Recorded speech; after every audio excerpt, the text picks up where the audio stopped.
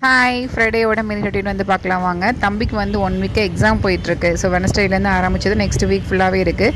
So அதனால் வந்து பார்த்திங்கன்னா மேக்ஸிமம் வந்து மார்னிங் மினி ரொட்டீன் வராதுன்னு நினைக்கிறேன். ஏன்னா மார்னிங் வச்சு ரிவிஷன் கொடுக்கறதுக்கு வந்து டைம் கரெக்டாக இருக்கா. நான் வந்து பார்த்திங்கன்னா சிம்பிள் ரெசிபி செஞ்சு தம்பி ஸ்கூல் தட்டி விட்றேன்.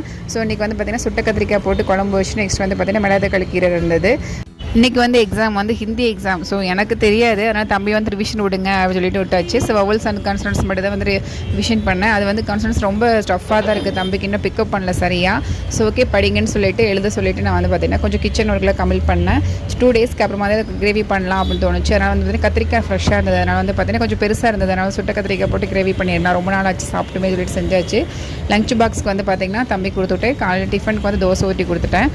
தம்பி அனுப்பிச்சி விட்டதுக்காரும் பேலன்ஸ் ஒர்க் எல்லாமே பண்ணேன். ஸோ சுட சாதத்தில் வந்து பார்த்திங்கன்னா கொஞ்சம் நல்லெண்ணெய் ஊற்றி இந்த சுட்ட கத்திரிக்காய் கிரேவி வச்சு சாப்பிடும்போது சூப்பராக இருந்தது. நான் வந்து கொஞ்சம் ட்ரை பண்ணேன். காலையிலே வந்து பார்த்திங்கன்னா சாப்பாடு தான் சாப்பிட்டேன் அதுக்காகவேன்னு.